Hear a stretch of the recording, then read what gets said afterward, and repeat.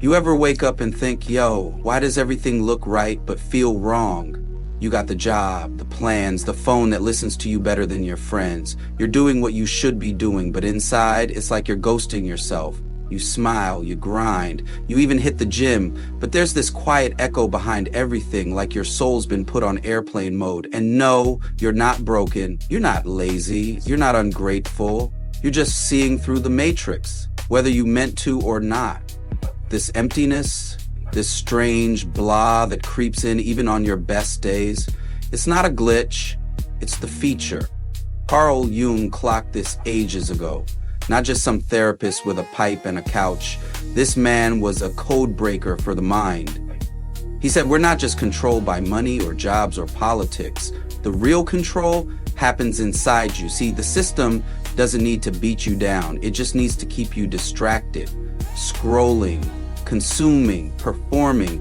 It wants your soul busy being productive, never awake. They don't lock you in a room anymore. They just hand you a mirror and slowly make you forget who's behind the reflection. You become the brand, the persona, the character in your own feed.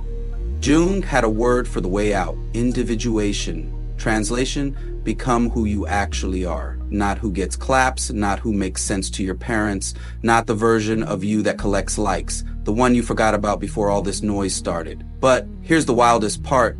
This cage, most people don't even know they're in it because it doesn't rattle. It whispers, and unless you choose to wake up, you'll spend your whole life doing everything right while the real you rots in the basement. So if you're feeling that weird emptiness, that something's missing but I can't explain it vibe, you're not crazy, you're not alone, you're just starting to remember yourself. And that's step one.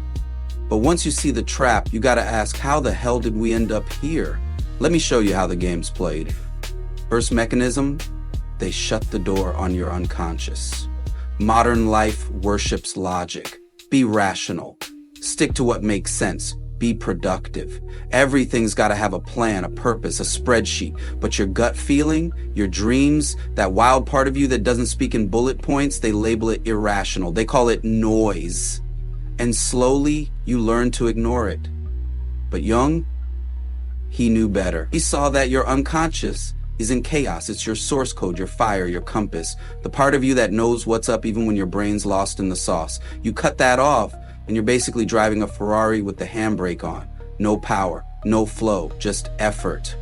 Jung said it loud: until you make the unconscious conscious, it will direct your life, and you will call it fate. Read that again. That's not a quote, it's a reality check. Next move: they shape your personality for you. You know that mask you wear to fit in? Jung called it the persona. It's not fake, it's just incomplete. See, back in the day, you used the mask to survive certain situations. Today, you live inside it. They got a different mask for every arena. Job mask, dating app mask, Instagram highlight reel mask. And the system? It doesn't just want you to wear them. It wants you to believe them, to forget the person underneath. As long as you play the role, you get the perks, approval, likes, maybe a little money. Step off script, suddenly you're difficult, unstable, too much, no jail, no handcuffs, just that subtle fear that being yourself will cost too much. So you edit, shrink, perform. Third move: attack your attention. Your attention is your life force. Jung said it's how you grow, how you become. But try holding your focus these days. Every 5 seconds, ping, scroll, noise, more noise. You don't land. You don't rest, you just react. And here's the trick: if they keep you skimming the surface, you'll never dive deep, never meet yourself, never hear that quiet voice that whispers, this ain't it. You can't integrate what you can't feel, you can't heal what you can't name, you just float in a sea of distraction. And the final move, and this one's sneaky as fuck: they hijack your imagination. Jung asked one of the deepest questions ever: what myth am I living by? Because whether you realize it or not, you are living by one. Every move you make is based on a story, but the problem is, you didn't write the script. Modern myths come factory made. Success equals followers. Happiness equals convenience. Meaning equals achievement. Identity equals aesthetics. No wonder you feel lost. You're chasing someone else's dream on autopilot and wondering why you feel empty when you catch it. Your imagination, the thing that used to make you, now just visualizes goals that were never yours to begin with. They don't need to steal your mind. They just give you a map with only one road on it. Even our schools, man. You think they're here to teach you to think? Nope. Jung saw it. Schools are more about keeping your awareness small than helping it expand. From a young age, they train you to care more about external validation than inner understanding. Standardized tests, rankings, gold stars. You learn fast that asking deep questions gets you in trouble. Real learning comes from the whole self, logic, emotion, dreams, intuition. But that version of you gets shut down early. And then there's media. Jung lived way before smartphones, but he still saw it coming. He knew mass communication would shape mass consciousness. Today, our media diet is engineered to fragment you. Content hits you in 30-second emotional bursts. Swipe, click, scroll, dopamine, repeat. You're always on, but never connected. What you end up with a mind that's constantly stimulated, but never integrated.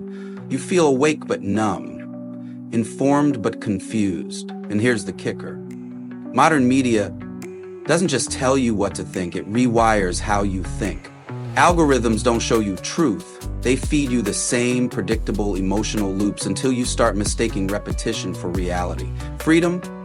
It only goes as far as your awareness allows, and when all the choices are pre-selected for you, that's not freedom. That's the illusion of freedom. Jung would take one look at social media and say, yup. That's how you externalize your sense of self. Likes, comments, followers. They train you to seek validation outside instead of building real power inside. And the more you depend on that feedback loop, the less you remember who you really are. So what's the alternative? What's the move when you see the strings and realize you've been the puppet? It's not rebellion for rebellion's sake. It's not quitting your job to go find yourself in the mountains. And it's definitely not that watered down Pinterest vibe of just be unique. Nah, this thing's deeper, richer, and way more dangerous to the system. It's called individuation. Jung's word for becoming fully yourself. Not the version people like, not the version that sells, the real you, the one they told you was too much, too weird, or not marketable. And here's the part they don't tell you. Individuation isn't cute. It's not aesthetic, it's war. It's diving headfirst into the parts of you you spent years avoiding. The shadow, the wounds, the rage, the shame, all the stuff you were told to edit out, suppress, deny. But guess what? That's where the gold is. That's where your power's been hiding this whole time. You meet those parts, not to fix them, but to integrate them. To say, yeah, that's me too. And in that moment, something wild happened. You stop living as a copy-paste personality. You stop dancing for likes, validation, and the illusion of security. You start organizing yourself from within. Not from culture, not from trend cycles, not from some guru's formula, from your own inner center, your real compass, the one that doesn't shift every time the world changes its rules. And that's where the real freedom lives. Not in escaping, not in manifesting more dopamine, not in curating a better mask, but in becoming who you were always meant to be before the world told you who you had to become to survive. That's the path. It's not easy. It's not fast, but it's real.